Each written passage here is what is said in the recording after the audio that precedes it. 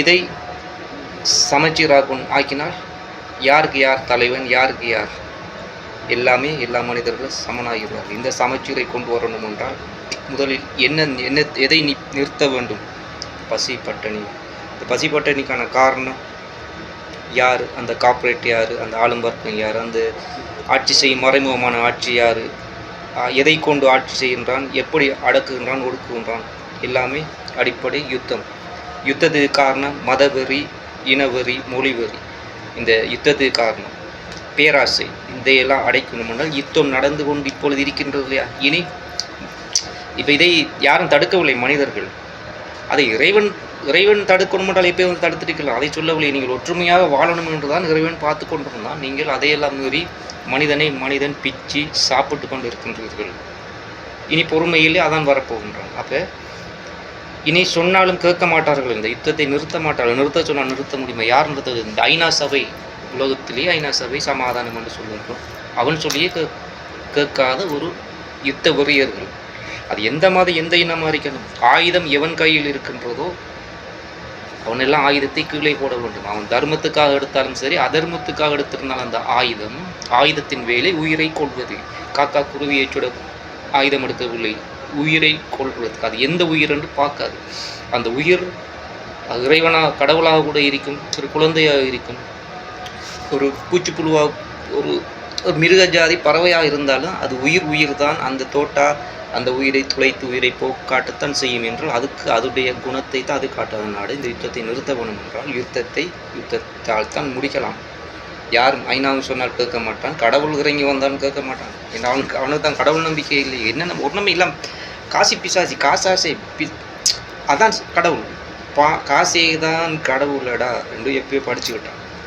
காசு தான் இப்போதைக்கு அது இறைவன் கடவுள். அது இருந்தால் தான் எல்லாமே செய்யலாம். அப்போ அதை அவன் கேட்பானா? காசு அவன் இந்த பணத்தையெல்லாம் விட்டுறிடா, மக்களுக்கெல்லாம் கொடுக்க மாட்டான். அவன் என்ன செய்யணும்? ஏழை மக்கள்லாம் கொண்டு கூச்சி போட்டு அவன் பணக்காரன் மட்டும் ஜாலியாக அந்த உலகத்தில் வாழணும். மற்றவனெல்லாம் என்ன ஆடு மாடு அது சுட்டு தள்ளிகிட்டே போகலாம். இந்த பண்டிகைக்கு அந்த குர்பானி கொடுத்துட்டு அது இதை செஞ்சுட்டு போகிறாங்களே, ஆடு மாடை வெட்டிட்டு. அதே போல் மனுஷன் அப்படித்தான் அவனுடைய எண்ணம், பணக்காரன் போலே. அப்போ அதை தான் ஒழிக்கணும்.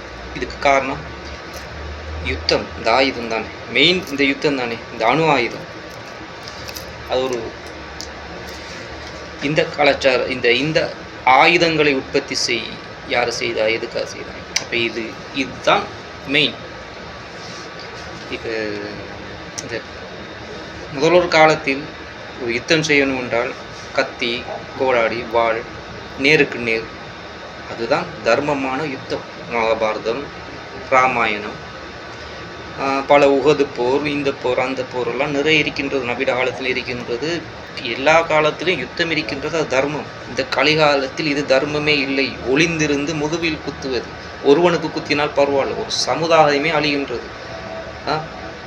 ஒரு ஆட்லரி அடித்தான் என்றால், ஒரு எங்கேயா இருந்துட்டு ஒரு ராக்கெட் லாஞ்சை விட்டான்டா, அது எங்கே போய் விழுகுதுன்னு தெரியாது. இது யுத்தமா? யுத்தம் இல்லை, இதுதான் அதர்மம். அது யாராக இருந்தாலும் சரி, இதை நிப்பாட்டுவதற்காக எந்த இடத்தில் இப்பொழுது விஷயத்துக்கு வருகின்றேன். எந்த இடத்தில் இப்போது என்ன நடக்கின்றது, அந்த இடத்தில் தான் உதிக்க வேண்டும் தலைவர்.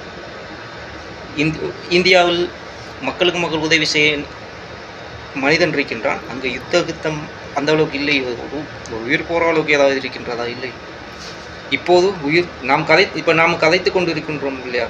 இந்த நிமிடம் எத்தனை உயிர்கள் காரணம் இல்லாமல் போய்கொண்டிருக்கின்றது. இதை நிறுத்த வேண்டும். காரணமே இல்லாமல் உயிர் போய்கொண்டிருக்கின்றது. அப்போ அந்த இடம் எது? நீங்கள் தான் சிந்தியுங்கள். அந்த இடத்தில் தான் தலைவன் வெளிப்பட்டு அதை ஒரு சமாதானமாக ஆக்கி போட்டுத்தான் அந்த இடத்தில் உலகமே வருவான். அவன் உலகம் சுத்தத்தான் போகின்றான், உலகத்தை சீர்திருத்தப் போகின்றான். சிந்தியுங்கள், எங்கே முதலில் வெளிப்பட வேண்டும் என்று சிந்தியுங்கள். அடுத்த காணொலியில் சொல்கிறேன். என்றால் மிச்சம் டைம் போதுன்னு நினைக்கிறேன். இனி படிப்படியாக சொல்வோம். ராதாகிருஷ்ணன் இப்படி இதுகளை கதையுங்கள்.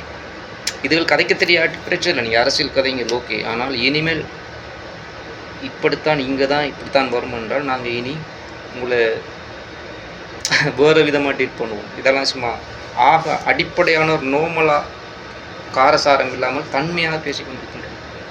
இனி பல இதுகள் எல்லாம்